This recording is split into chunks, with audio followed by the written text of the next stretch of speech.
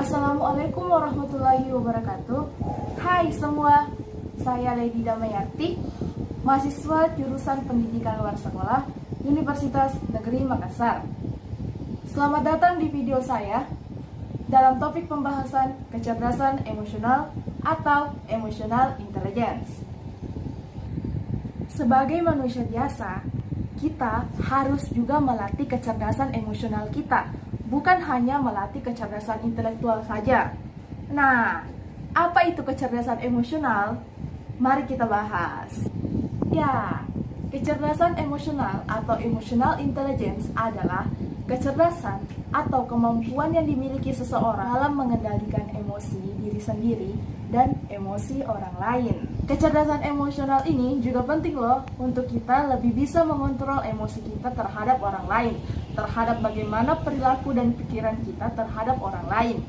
Dengan kata lain, kecerdasan emosional ini juga dapat meningkatkan keefektifan hubungan personal kita dengan orang lain. Nah, kecerdasan emosional ini juga dapat mampu membuat seseorang menjadi seorang pemimpin loh. Nah, seorang pemimpin harus memiliki rasa empatik atau kepekaan terhadap apa yang dirasakan orang lain. Mengapa begitu? Karena untuk ia dapat menyelesaikan cara komunikasinya dengan orang tersebut. Nah, kecerdasan emosional atau emotional intelligence pertama kali diperkenalkan oleh Edward Thorndike pada tahun 1930.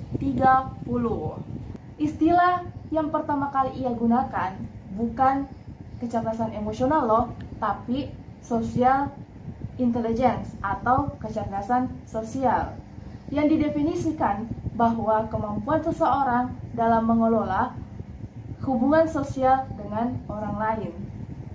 Lalu, kecerdasan emosional atau emotional intelligence pertama kali diperkenalkan oleh Wayne Payne pada tahun 1985. Nah, istilah ini diambil untuk menggantikan istilah sebelumnya, yaitu social intelligence atau kecerdasan sosial. Terdapat 3 penjelasan yang menjelaskan konsep kecerdasan emosional ini. Pertama, ability model diperkenalkan oleh Peter Solvay dan Johann Meyer yang berpendapat bahwa kecerdasan emosional adalah sesuatu keterampilan atau skill yang bisa dilatih. Nah, pendapat lain disampaikan oleh Petrides bahwa kecerdasan emosional bukanlah seperti keterampilan yang bisa dibentuk, tapi lebih kepada karakter seseorang. Ini disebut trait model sebagai model kedua. Selanjutnya, model ketiga diperkenalkan oleh Daniel Goleman dalam bukunya Emotional Intelligence yang menekankan kombinasi antara ability model dan trait model, bahwa kecerdasan emosional adalah gabungan antara keterampilan dan karakter. Jadi, betul teman-teman, ada komponen yang sifatnya bawaan karakter dan ada juga komponen-komponen lain yang bisa dilatih. Nah, Daniel Goleman memperkenalkan 5 komponen utama kecerdasan emosional. Yang pertama adalah self-awareness atau kecerdasan kesadaran diri untuk mengenali dan memahami beberapa tipe mood emosi yang dirasakan seseorang. Yang kedua adalah self-regulation atau kemampuan dan mengendalikan emosi, tidak terlalu reaktif menghadapi masalah yang datang. Bagaimana kita bisa berpikir sebelum berbicara dan bertindak. Yang ketiga adalah internal motivation, yaitu adanya passion atau dorongan untuk bekerja, bukan karena uang atau status.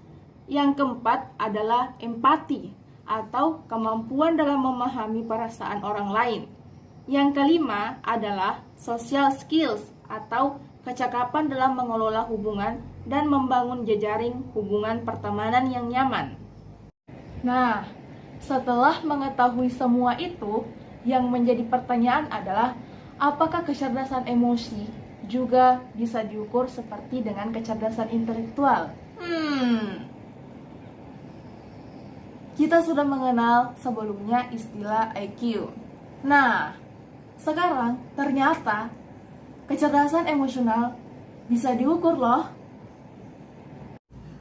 Tes ini dikembangkan oleh Raven Barron yang ia beri nama AQI atau Emotional Quotient Inventory untuk mengukur kompetensi seseorang termasuk kemampuannya dalam mengolah kesadaran diri, kepandaian dalam bersyukur dan bahagia, serta bagaimana ia memecahkan masalah dalam tekanan. Iya, dari tes emotional intelligence atau tes kecerdasan emosional, kita dapat mengetahui sejauh mana kita memiliki toleransi terhadap stres yang kita hadapi dan tekanan hidup yang kita hadapi. Nah, konsep kecerdasan emosional juga bukan tanpa masalah loh, karena banyaknya orang yang menekankan pentingnya kecerdasan emosional sehingga banyak orang yang belajar untuk memanipulasi emosinya sendiri untuk mengharapkan mendapatkan empati atau penilaian atau skor dari orang lain. Orang-orang lupa bahwa skor atau penilaian bukanlah hasil akhir dari kecerdasan emosional, tapi sebuah awal untuk mengenal diri sendiri, mengenal emosi diri sendiri, untuk memperbaiki atau mengembangkan diri kita ke depannya. Hal buruk yang dapat kita hadapi dengan kecerdasan emosional ini, kita dapat memanipulasi emosi kita di depan orang lain dengan tujuan yang tidak baik. Nah, di luar sana banyak orang-orang yang memiliki kecerdasan emosional yang baik, tetapi menggunakannya untuk hal yang buruk, seperti misalnya menipu orang lain. Nah, terakhir, sebaiknya kecerdasan emosional dan kecerdasan intelektual kita seimbangkan dan terus dilatih agar seimbang. Terima kasih sudah menyaksikan video ini. Share jika Anda merasa bermanfaat. Terima kasih, sampai jumpa di lain waktu. Wassalamualaikum warahmatullahi wabarakatuh.